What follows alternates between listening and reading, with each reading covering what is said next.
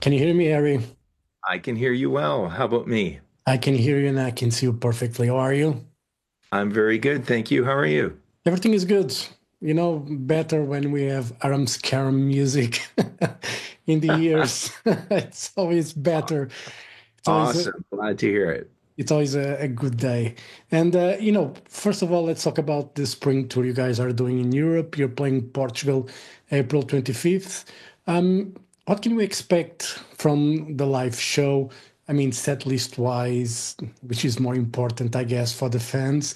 Best of, what are the ideas yet for that spring tour?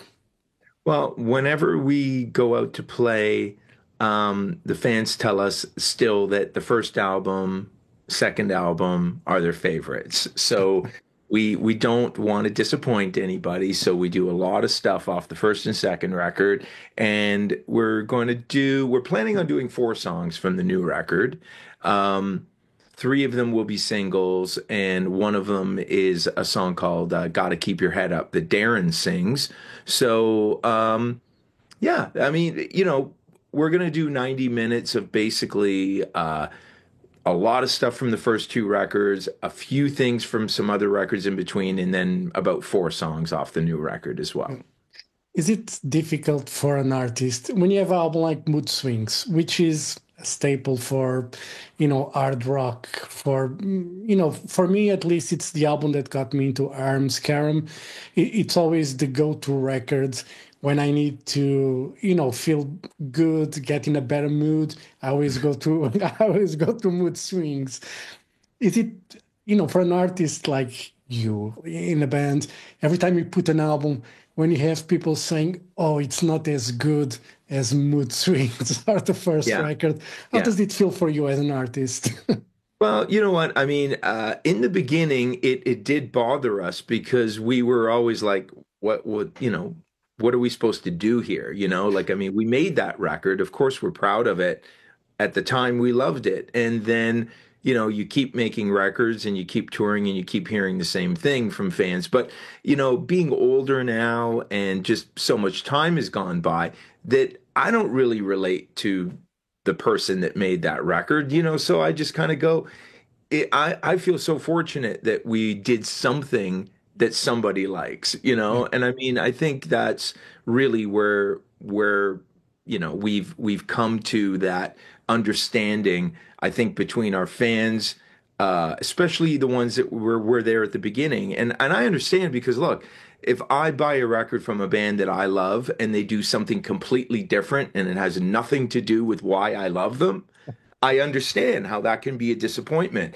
And we did that a lot. We did that to our fans, probably from, 1995 to 2005. And then on the last three or four records, I think we're back on track to to writing and recording music that the initial early Harem Scarum fans would really enjoy. And now, again, with some maturity and some time and some age, we can look back and go, yeah, that's who we're making these records for. Our hardcore fans that have been there since day one, Yeah. people that like the first and second record. And when we're making records now, to be honest, we're mindful of it. We don't want to do this weird left turn. If we do, we can save it for another project, Yeah. But if we're making a Harem Scarum record, let's make a Harem Scarum record that people will expect and enjoy. Yeah. One of the things I think people don't understand is like you're an artist and you're not always in the same mood and the same vibe as you were saying that when you made Mood Swings. And sometimes you need to change a bit or, do something different, to be back to a place where you were happy the first time. Yeah. Yeah, I mean, look, I mean, again, when you think about it, I mean, I'm 56 years old. Um, I was 23, Pete and I were 23 when we wrote Mood Swings. And my kids are older than I was when I did Mood Swings. And I just look at them or talk to them and I go like, just from life experiences and just being a different person as you grow up, you can't be expected to be in that same mindset, as a writer, as a musician. If you were, I'd be a little bit worried, that you haven't grown at all Yeah. in 30 something years. That would be problematic. But The challenge is that we're still expected to make records that sound like the 23-year-old Harry Yeah. and Pete. Um, but it's cool. I mean, look, we understand how we made that record. We know the ingredients. We know why it sounds like it does, and how to put those types of songs together. No different than listening to a Def Leppard record or a Boston record or Queen, bands we loved at that Yeah. time, and we were like, hey, let's do something like this. But then our personalities creep in, and our writing styles, and our limitations, Yeah. and we do the best we can with whatever tools we have, right? So that's kind of it for me. And I look at the new record and I go, I think there's elements of everything that we've ever done in there. And Yeah. I always think that's cool about, making records 35 years later, is that, there's a hint of the Yeah. first record in there, a hint of mood swings, and hopefully people that are still enjoying this type of music 35 years later uh, appreciate that. Yeah. And talking about that new album, Reliving History is the first single that came out.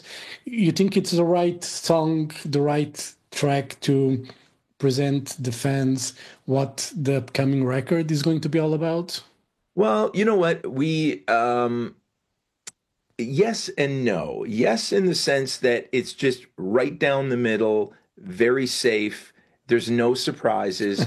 People will listen to it and go, "Yeah, that's Harem Scarum." Okay, cool. But is they are not. That's not the best song on the record. I don't even think it's close. So, though the two songs that we really want to present as, the flagship songs of the record are yet to come, and Okay. they come with proper videos, and we'll treat them the way that we would treat a normal single. So, you don't get to make this speech before you release something, but really at the end of the day, this was a teaser for, hey, we're back, we're alive. It's been 5 years. Yeah. So just to come out of nowhere just with, the song that we think is the song, it was like, okay, well, that's one approach, but at the same time, we could just let people know that we're back. We have a new record. It's coming out April 25th. Here's a teaser, we like to call it, but the two big singles are still to come, and I think they're more of what I think people will really, really like about the record, Yeah. if I'm being honest. Yeah.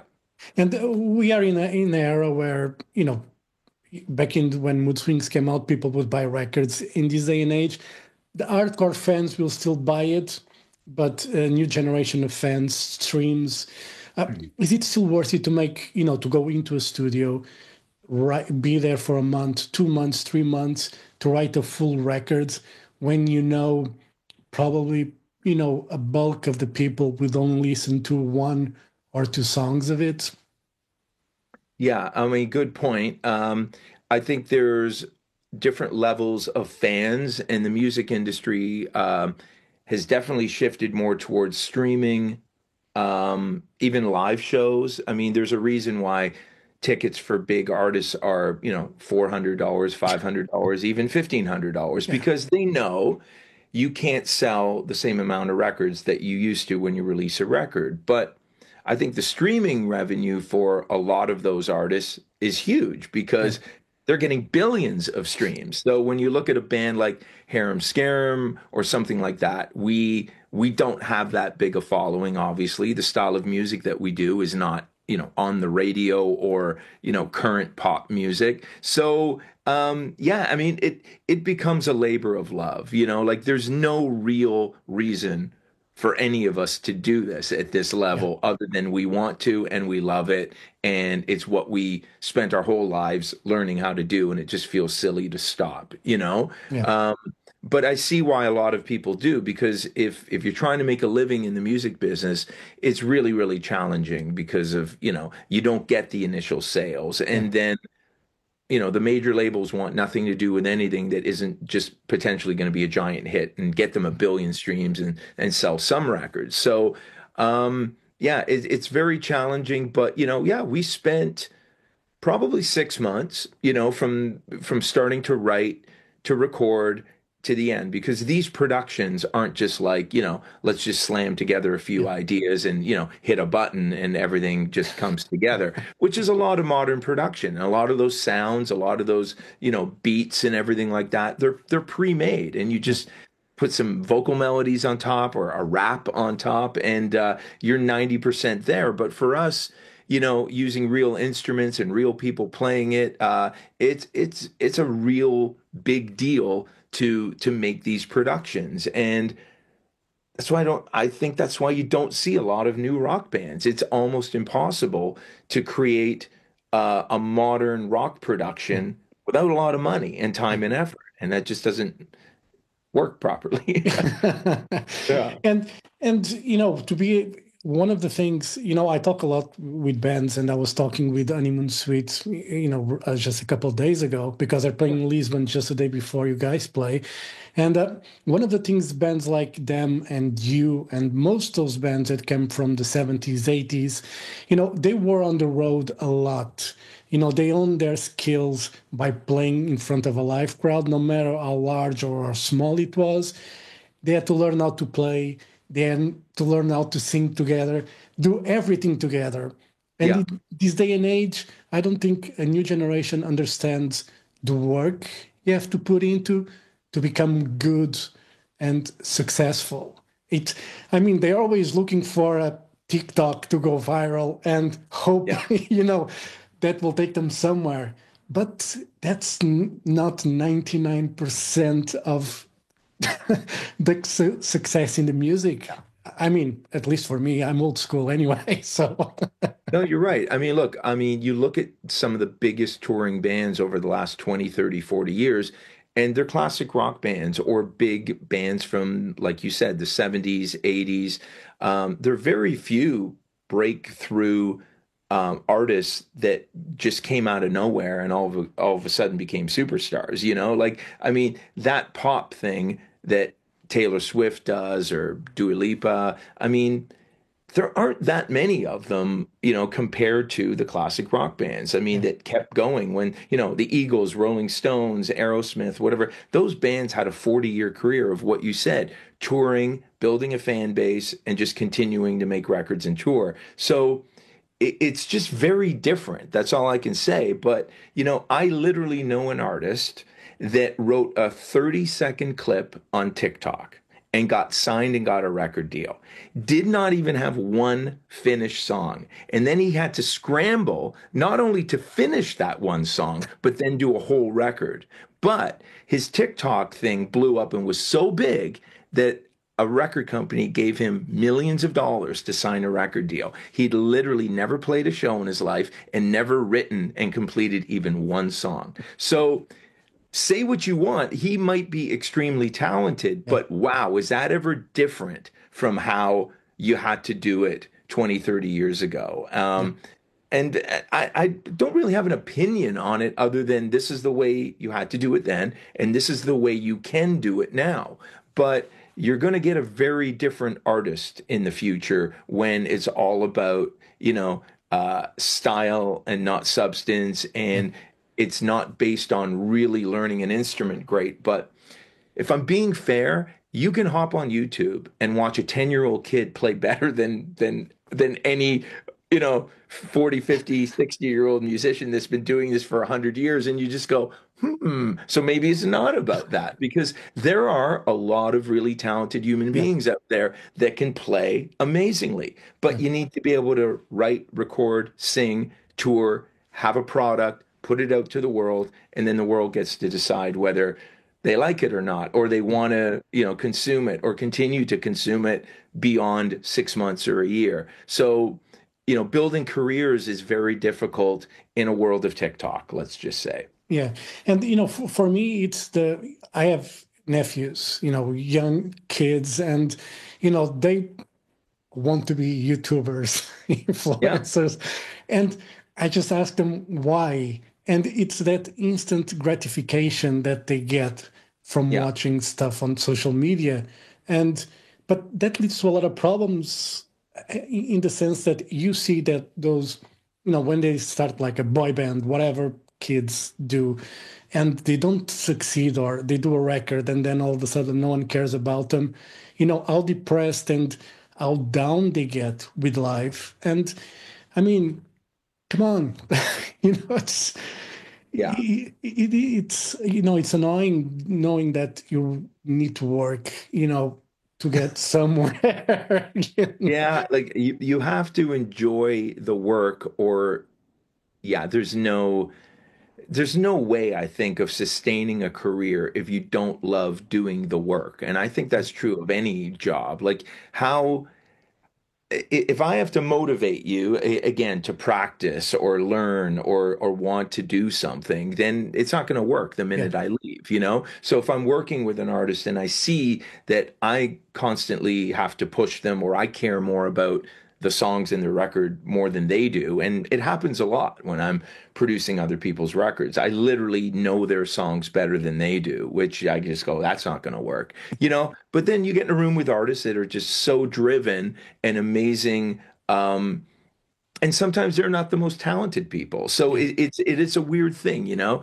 Some people just have natural talent and they'll make it on that. Other people have to work really hard with a bit of talent, yeah, and some people have tons of talent and are super lazy and will never go anywhere. So it's human nature, right? Everybody wants to get from A to B the shortest way possible. I think, human beings for the most part just want to avoid the hard work. But by doing the hard work and loving it, that's where people don't understand. You do that year in, year out, and you will get somewhere. You will do good work. And when you do good work, typically people will find you and then want to work with you, you know? So that is not overnight for yeah, anybody. I mean, I used to have a joke when we even got our first record out, and, we were in our early 20s and people would say, "Hey, you got your first record out, really cool." And I said, "Yeah, I used to joke that I bought a guitar on Monday. I wrote this record on Tuesday. We recorded it on Wednesday, and here we are. It's Thursday."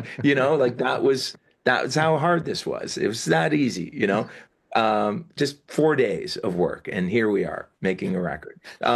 But the reality of it is, like most of us, like Pete has been playing guitar since he was 13. So by the time you get to 23, which seems young, he's been playing guitar for 10 years and yeah, not just normally like trapped himself in a room for 10 hours a day just doing and I was into recording since I was 13, 14 years old and trying to figure out how to make records sound great. yeah. So it's that pursuit of something that you're just crazy about, and you're willing to sit in a room by yourself for 10 hours and work on something. And that's what I see lacking a lot today because it's one of those worlds, like you said, of instant gratification and you expect results immediately because computers allow you to get results Yeah. immediately.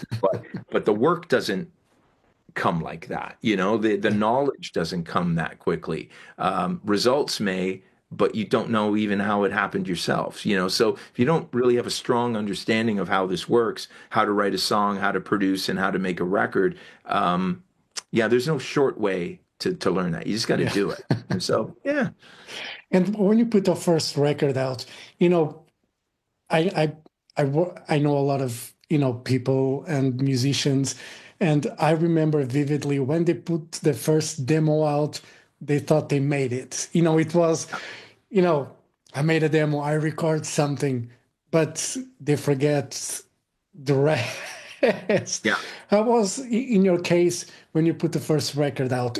Were you aware that, there's more that needs to be done to get where I want you in this case to be? Yeah. Well, look, I mean, we understood that selling records was super important in the late 80s, early 90s. If you could go out and sell records, then you knew you had a career. So, we did well enough to kind of go, all right, we've got songs on the radio, we've got videos on, the music, television networks at that time. So we knew, we were signed to Warner Music, major label around the world. So we I think, achieved something at that point. But we were never delusional enough to think that that's all you need to Yeah, do because that's just one step. And getting a record deal and making a record is one thing, but actually having it break through, people hearing it, people liking it, building a career, getting a chance to make another record. I tell people honestly, we never thought that we were going to make another record for sure. We thought, well, we'll see, right? We sold some records, but we Yeah. didn't do well enough, right? And as everybody knows, that in 1991, when we put out our first record, Nirvana came out with Nevermind. And that Yeah. was basically the beginning of the end of anybody that looked like us and sounded like us. So we had that going against us as well, which that was a huge hurdle to get over in the music industry, because the music industry is all about making money and selling records. They did not care if we could sing, play, write good songs. If you're not hip and cool and doing what is next, you're in trouble. Yeah. And so we were lucky that we sold records in pockets of Europe, that we did really well in Asia, specifically Japan, because we sold enough records that the record company said, these guys might not be the next hip cool thing like an Alice in Chains or a Nirvana or Nirvana or something like that, but they're actually selling records and making us money. Yeah. So we'll these guys.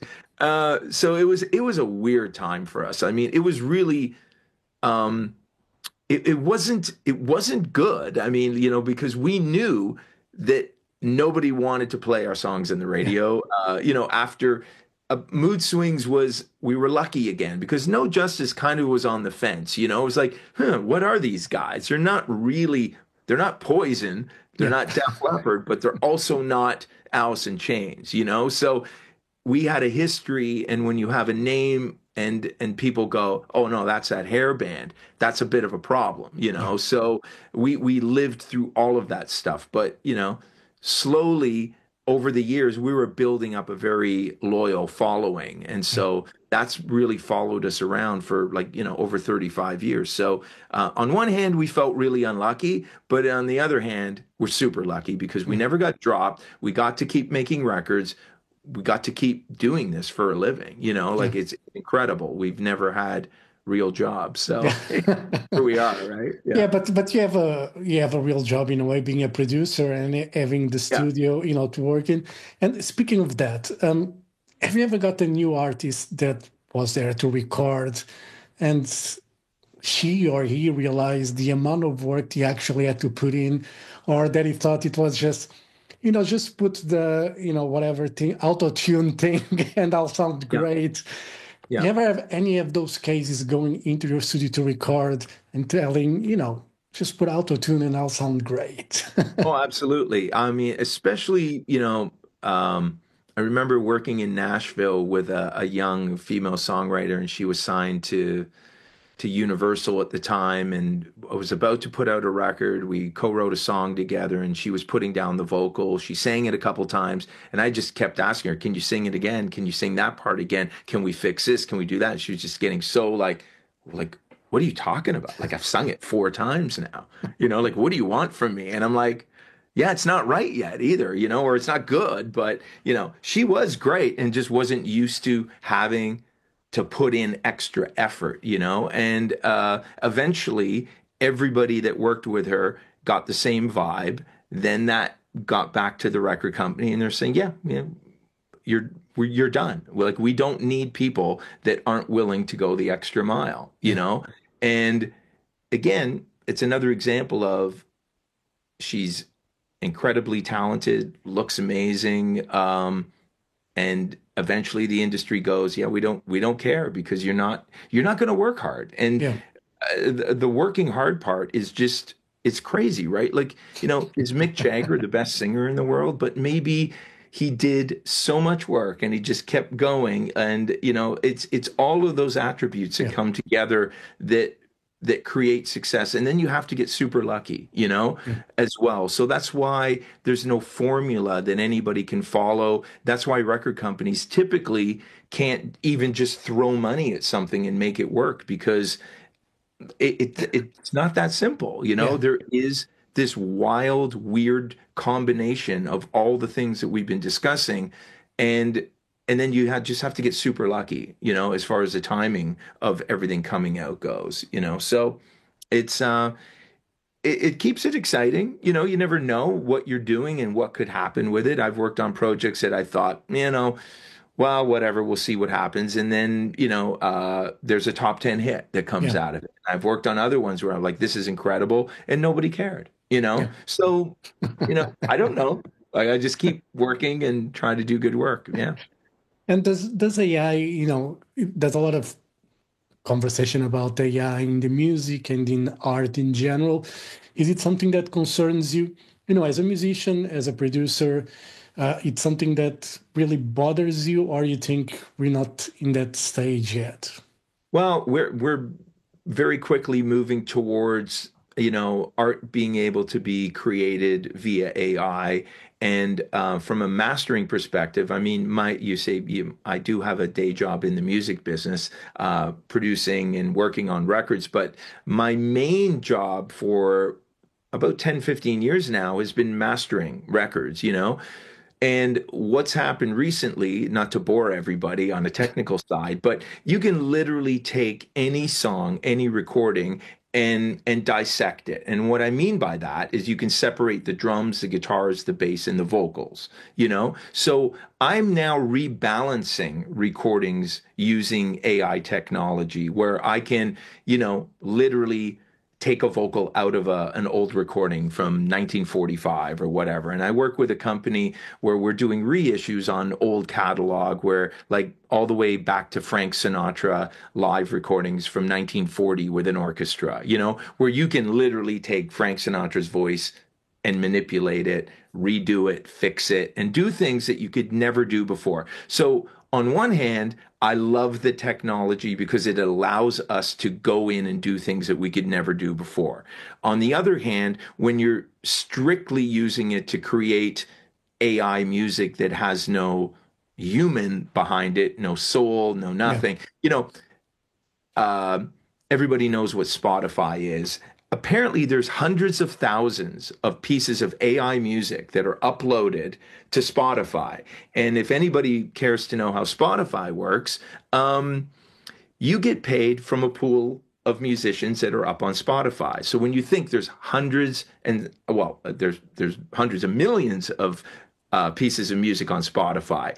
When those spins happen, the artists get paid collectively as a pool based on how many things are on there. So the more artificial AI music and not real music on there, the less the real people that are putting up music are getting paid. So Spotify has found a genius way of even creating their own titles and own artists that don't really exist. They're not real. There's music up there and they're kind of Oh, paying themselves in a weird way. So technology, like anything, can be used for good things. It can be used for absolutely terrible, evil things. And so that's what I think we have to look forward to.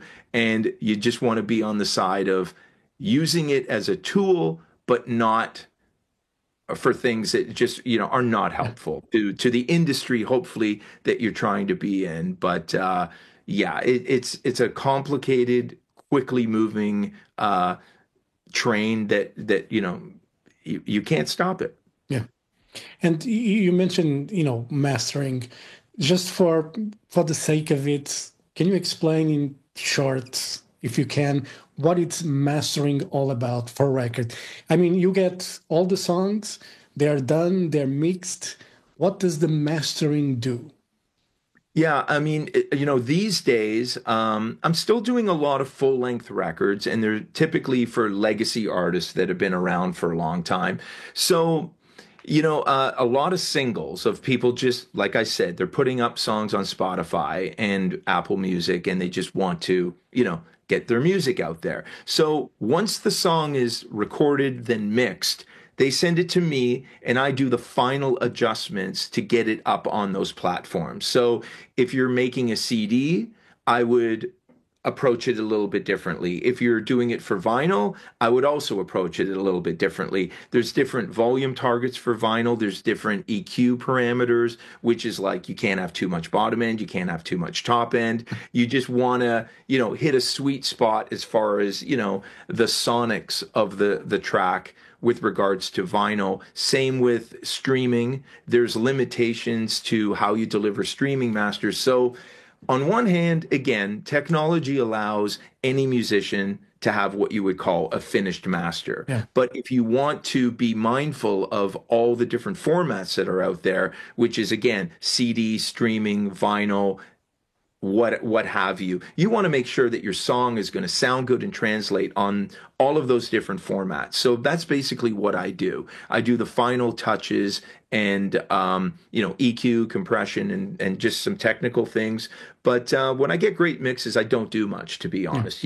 They're just great, and you just again you export those at for specific formats, and Yeah. that's kind of what the job is. Is there a perfect, or let's put it this way, which is the best format to listen to?